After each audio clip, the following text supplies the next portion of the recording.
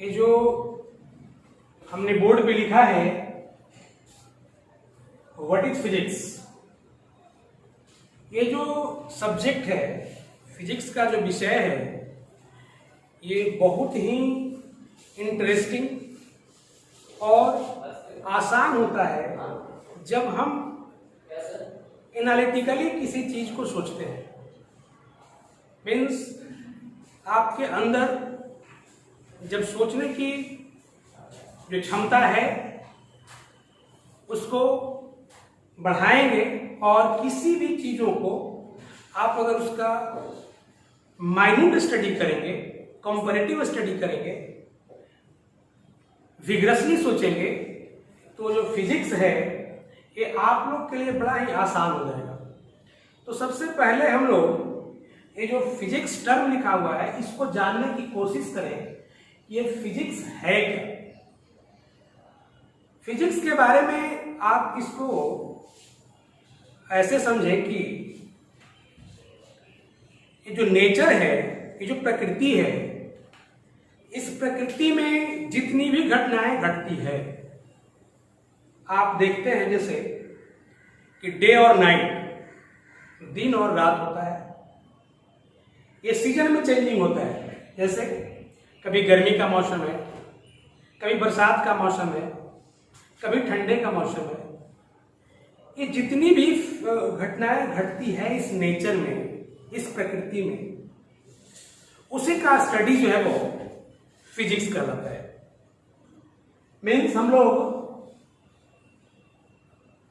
Physics को ऐसे कहें कि ये लाइक एक गेम है और ये गेम नेचर खेल रहा है और उसका स्टडी हम लोगों को करना है। ऐसे अगर इसको आप ऐसे समझें कि मान लो कि क्रिकेट एक गेम चल रहा है, तो क्रिकेट एक गेम चल रहा है, तो वो गेम चल रहा है उसका कुछ ना कुछ नियम और कानून है। अगर आप वहां पे 1 दिन 2 दिन 4 दिन 10 दिन बैठते हैं और उस गेम को ऑब्जर्व करते हैं, तो आप अगर गेम को ऑब्जर्व कीजिएगा तो कुछ ना कुछ आप धीरे धीरे करके ग्रेजुअली उसके जो नियम है वो किस नियम के तहत खेल रहा है उस नियम तक आप धीरे धीरे करके पहुंच जाएंगे। कभी गलती भी आएगा, कभी सही आएगा। इस तरह से करते करते आप अगर एक अच्छा खासा समय उस पर दें तो क्रिकेट का गेम जो हो रहा है उसके क्या नियम है, क्या कानून है, बिना किसी को बताए आप भी उसको सीख सकते हैं। सेम फैशन में ये नेचर में जितनी भी घटनाएं घट रही है, मनुष्य क्या कर रहा है उसको ऑब्जर्व करता है और ऑब्जर्व करने के बाद उसकी विवेचना करता है, एनालिसिस करता है। एनालिसिस करता है कि ये घटनाएं घटी तो कैसे घटी, इसकी वजह क्या है। एज फॉर एग्जाम्पल, न्यूटन साहब एक एप्पल ट्री के नीचे बैठे थे और एप्पल जो था उसका फ्रूट वो नीचे की तरफ आया। ऐसा नहीं, बहुत सारे लोग गए होंगे, बैठे होंगे, देखे होंगे कि जो एप्पल का फ्रूट है वहां से टूट करके नीचे ही की तरफ आ रहा है। लेकिन न्यूटन साहब के अंदर ये चीज जानने की इच्छा हुई कि आखिर जो एप्पल का जो फ्रूट था उसको जाने के लिए ऑल पॉसिबल डायरेक्शन अवेलेबल था। इससे मान लो कि अगर एप्पल का फ्रूट है तो इधर भी जा सकता है, इधर भी जा सकता है, इधर भी जा सकता है और इधर जा सकता है, लेकिन वो एक पार्टिकुलर डायरेक्शन डाउनवर्ड ही आया। तो इस बात को जानने की जो इच्छा हुई न्यूटन साहब का, मीन्स एक घटना घटी कि एप्पल फ्रूट जो है वो नीचे की तरफ आया, एक फिजिकल फिनोमेनन, और इस फिनोमेनन का एनालिटिकल स्टडी न्यूटन साहब ने किया और एक लॉ को बना दिया।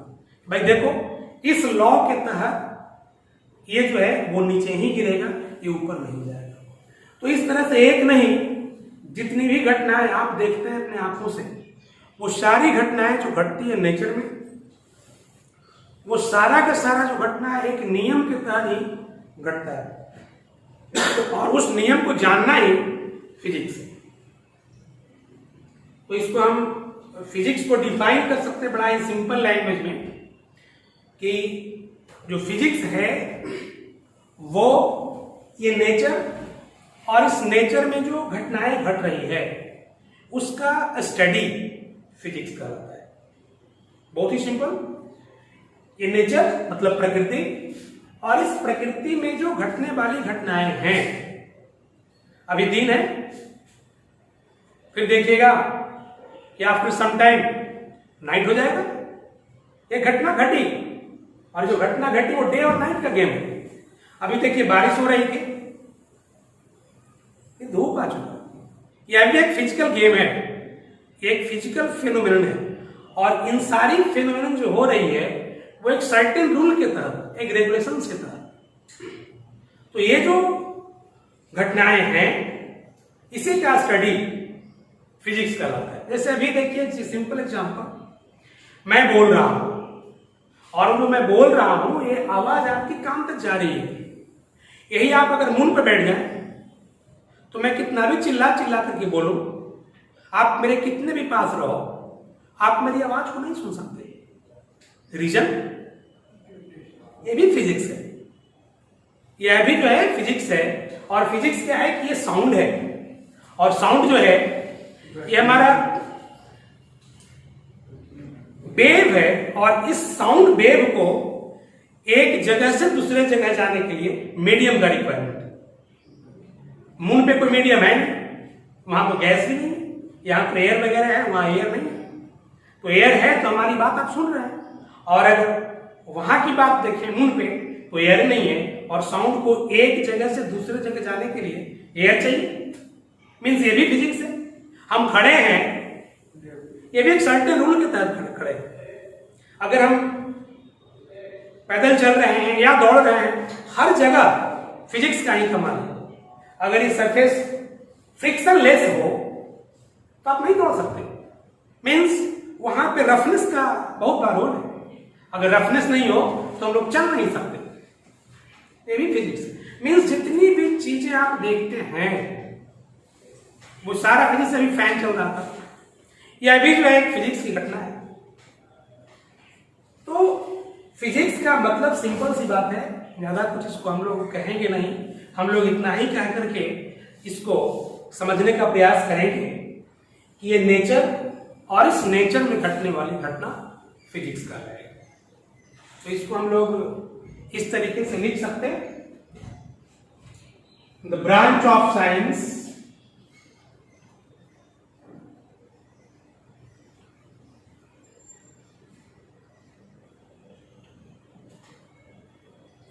in which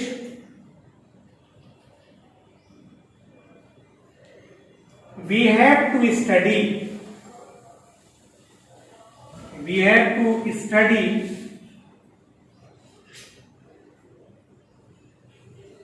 about nature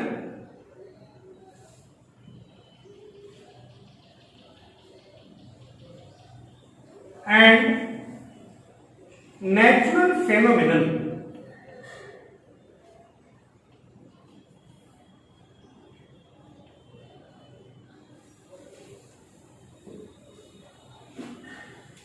यही हमारा फिजिक्स का एक शॉर्टकट डिफिनेशन, जो आप को बहुत ही आसानी से इसको आप मेमोरी में रख भी सकते हैं। The branch of science in which we have to study about nature and natural phenomenon. ये प्रकृति और प्रकृति में घटने वाली घटना, उसी का स्टडी हमारा फिजिक्स है। देखते हैं कि भाई कभी जो है वो ईव्स, ज्वार भाटा आता है ना, साइक्लोट्रॉन बनता है, मतलब जितनी भी आप घटनाओं को देखते हैं वो सारा का सारा फिजिक्स है। हम लोग 11th क्लास की फिजिक्स में सिलेबस क्या है, हम लोगों को क्या क्या पढ़ना है और कितने दिनों के अंदर पढ़ लेना है,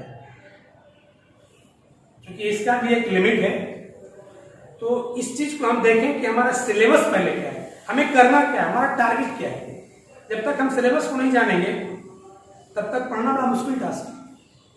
तो 11th क्लास का सिलेबस इसको हम लिख लें, और उसके बाद हम लोग एक एक करके सारे चैप्टर का डेप्थ में डिस्क्रिप्शन समझे क्या चीज है। तो ये जो सिलेबस है आपका,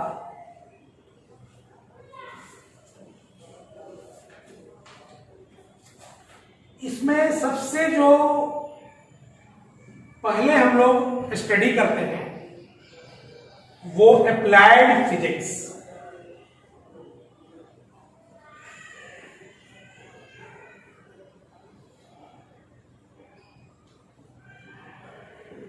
पहला chapter applied physics. Further unit and dimension.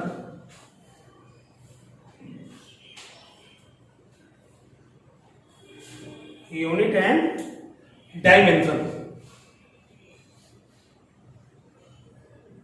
जो आपका थर्ड चैप्टर बनता है वेक्टर।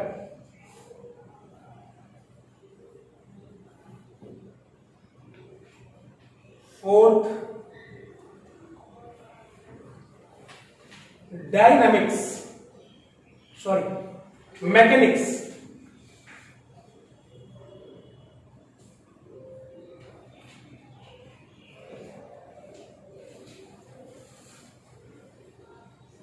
एक मिनट,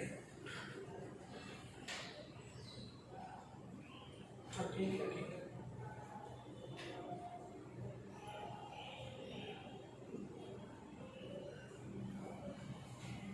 इस मैकेनिक्स को, जिसको क्लासिकल मैकेनिक्स ही बोलते हैं, इसका दूसरा नाम क्लासिकल मैकेनिक्स हम लोग बोलते हैं, लेकिन सिंपली हम लोग मैकेनिक्स भी बोलेंगे, कहीं कोई दिक्कत नहीं है। इस मैकेनिक्स को हम लोग दो पार्ट में डिवाइड करके पढ़ते हैं। एक जो पार्ट है उसको हम लोग बोलते हैं काइनेमेटिक्स।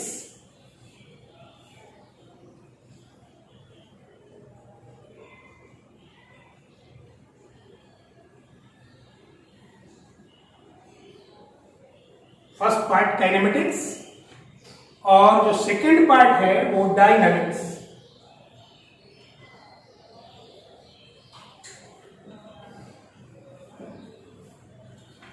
मीन्स इस मैकेनिक्स को दो पार्ट में,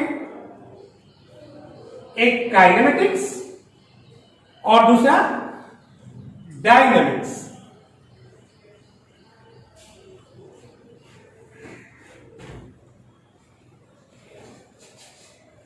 इस काइनेमेटिक्स में मात्र एक चैप्टर पढ़ना है, रेस्ट एंड मोशन की बात होती है।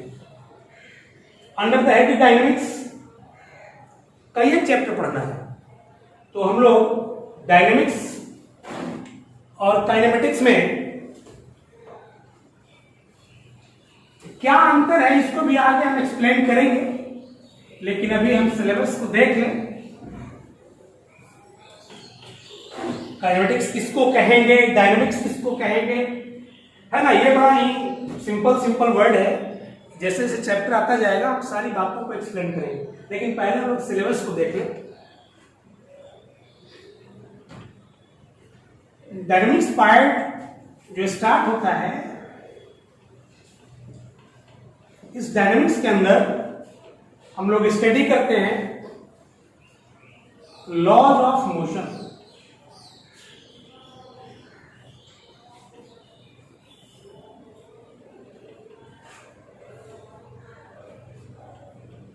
लॉ ऑफ मोशन, यहां पे हम लोग को पढ़ना पड़ता है न्यूटन्स लॉ।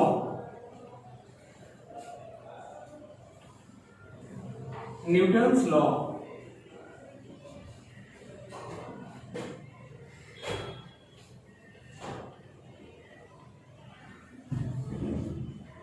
इसी में फ्रिक्शन चैप्टर भी है। ये हमारा फ्रिक्शन है अंडर द हेडिंग डायनेमिक्स। आगे हम लोग वर्क एंड एनर्जी की बात करते हैं। Work and energy,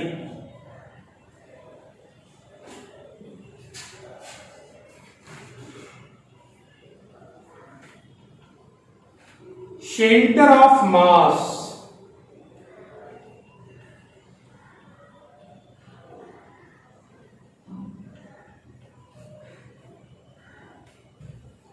centre of mass, linear momentum,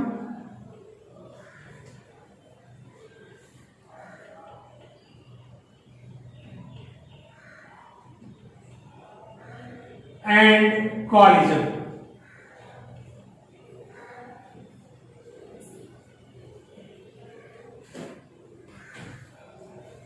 next chapter हम लोगों को पढ़ना पड़ता है इसी डायनेमिक्स के अंदर, rotation.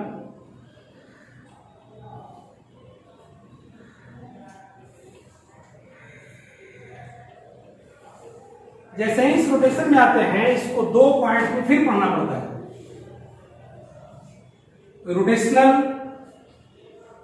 Kinematics, rotational dynamics.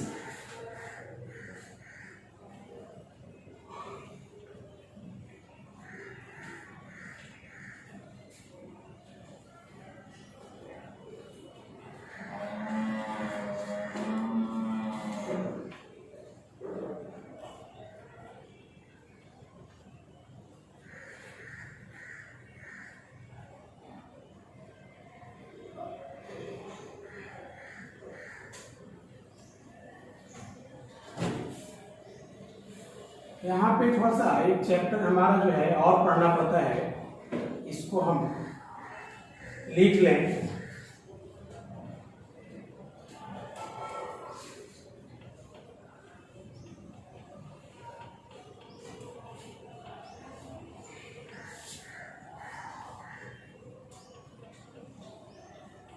Circular motion,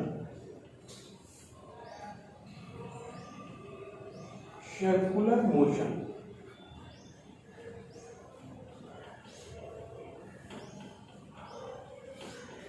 means इस डायनेमिक्स में हमको 5 chapter combinedly, this 5 chapters, sorry 1 2 3 4 5 6, this 6 chapters combinedly called dynamics. Means dynamics में इतना सारा हम लोगों को पढ़ना है और एक एक करके हम लोग इसका स्टडी करते हैं। इसके बाद जो हम लोगों का चैप्टर आता है पढ़ने के लिए, हम लोग अगर बात करें डायनेमिक्स के आगे निकलते हैं हम लोग, तो gravitation.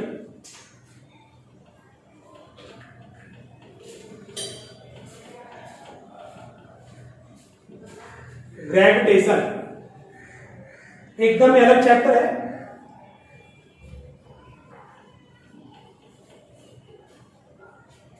Simple harmonic motion,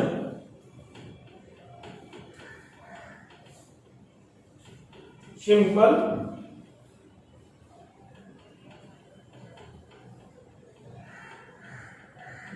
harmonic motion.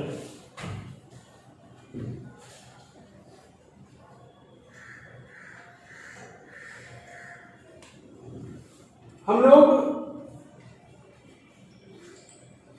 इसके आगे अभी तक हम लोग पार्टिकल, मतलब जो बॉडी था वो सॉलिड होगा और उसी का डायनेमिक्स की बात कर रहे थे, चाहे काइनेमेटिक्स की बात करें या डायनेमिक्स की बात करें। लेकिन आगे 11th क्लास में हम लोगों को पढ़ना पड़ता है फ्लूइड मैकेनिक्स। फ्लूइड का मतलब विच कैन फ्लो, जो फ्लो करे वो फ्लूइड कहलाता है।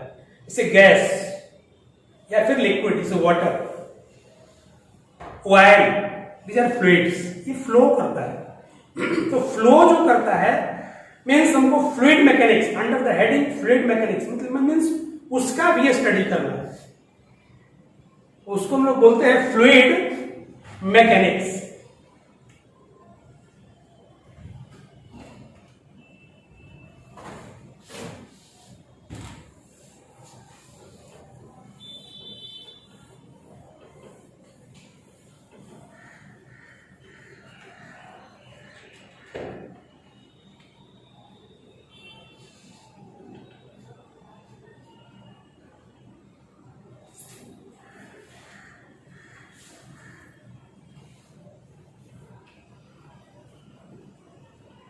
फ्लूइड मैकेनिक्स मीन्स जो हमारा फ्लो कर रहा है, गैस या फिर लिक्विड, कंबाइंडली कॉल्ड फ्लूइड, उसका भी मोशन का स्टडी करना है यहां पर। एक टर्म आता है, हम लोगों को आगे पढ़ाएं बताएंगे, elasticity means some mechanical properties of matter, some mechanical properties of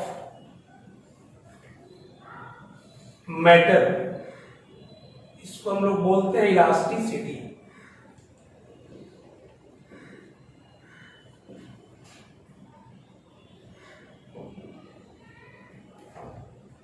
further हम लोग को पढ़ना पड़ता है heat.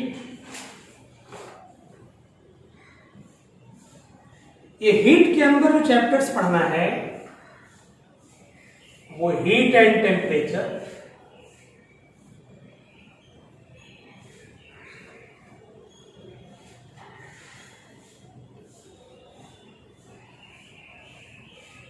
Heat and temperature. Second chapter kinetic theory of gases,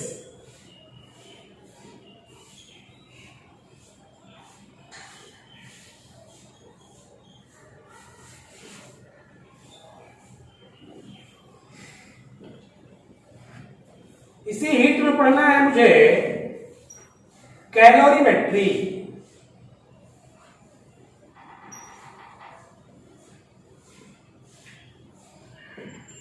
calorimetry.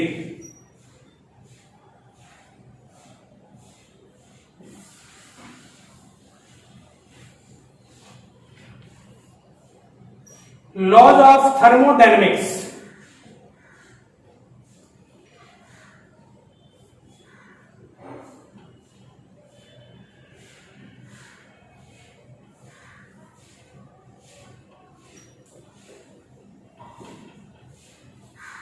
Laws of thermodynamics.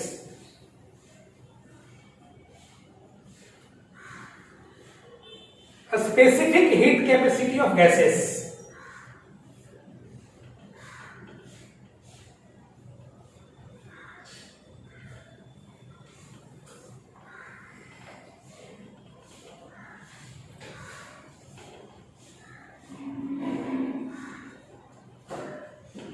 Specific heat capacities of gases. एक chapter और heat transfer,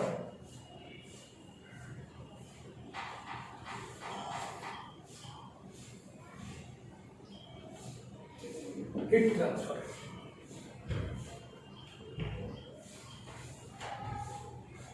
इस chapter के अलावा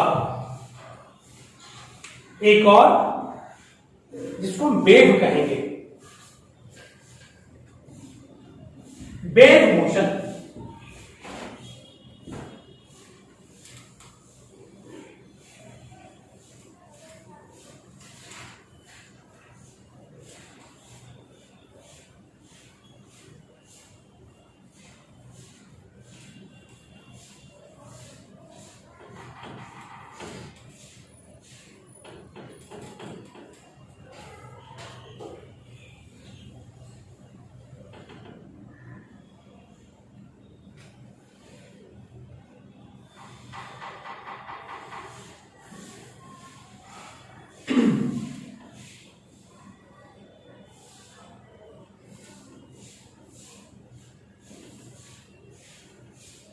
वेव मोशन में हम लोगों को पढ़ना पड़ता है वेव और स्पिन।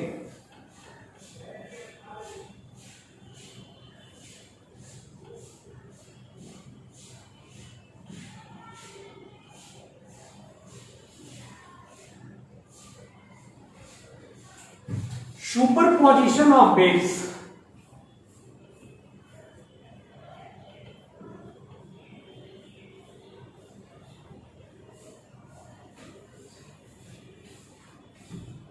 और थर्ड चैप्टर अकेले पढ़ना है इसको, साउंड के बारे में, साउंड वेव। यही हमारा इस वेव मोशन में जितनी भी बातें होती है अंडर द 3 हेडिंग्स, इस 3 हेडिंग के अंदर में हम पूरे वेव मोशन को बहुत ही सिंपल तरीके से स्टडी करते हैं।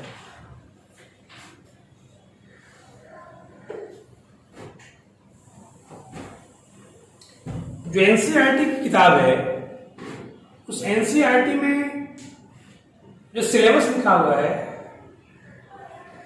वो उसी को हम लिखे हैं, लेकिन वजह क्या है कि एनसीईआरटी में जो लिखा हुआ और हमारा जो पढ़ाने का टेक्निक हो वो अलग हो। क्योंकि वजह क्या है कि एनसीईआरटी में किसको पहले पढ़ना और किसको बाद में पढ़ना है, इस चीज के बारे में वो नहीं बताया है। तो अगर हम लोग सीक्वेंस से किसी चीज को नहीं जानेंगे तो फिर फिजिक्स के हर एक बातों को सीख पाना मुश्किल होगा। तो मुझे पहले क्या जानना है और तब उसके बाद अगला पॉइंट किसको जानेंगे। जब हम लोग प्रीवियस बात को जान जाएंगे तो उसके आगे वाले बात को जानना मेरे लिए ज्यादा अच्छा रहेगा। क्या आपको लोग, तो कहने का सिंपल मतलब है कि जो एनसीईआरटी की बुक है उसके सिलेबस को देखिएगा, सारी बातें लिखी हुई है नो डाउट, लेकिन अंतर यही होगा कि सीक्वेंस में अंतर आएगा। हमारा सीक्वेंस एक अलग आएगा और एनसीईआरटी की किताब में सीक्वेंस में डिफरेंस आएगा, लेकिन टॉपिक्स में अंतर नहीं आएगा। सारा का सारा टॉपिक वही होगा। ठीक है ना?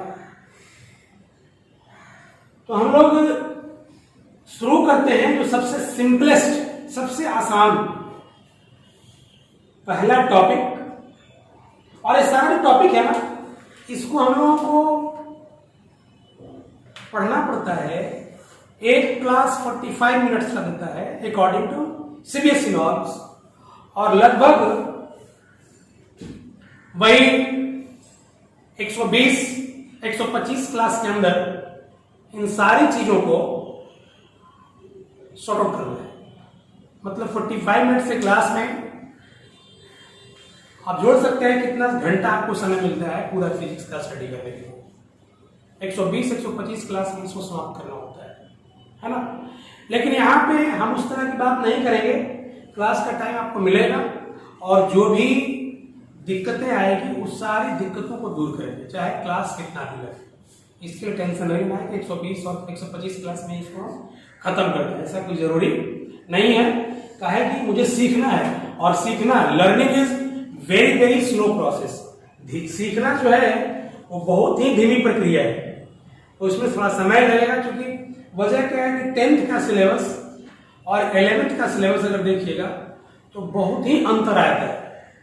10th में तो बहुत पढ़ना ही, मतलब बहुत कम पढ़ना है, लेकिन जैसे ही आप 11th और 12th में आइएगा, जिसमें हम लोग पहले इंटरमीडिएट इन साइंस बोलते थे, वो पहले 11th और 12th नहीं था।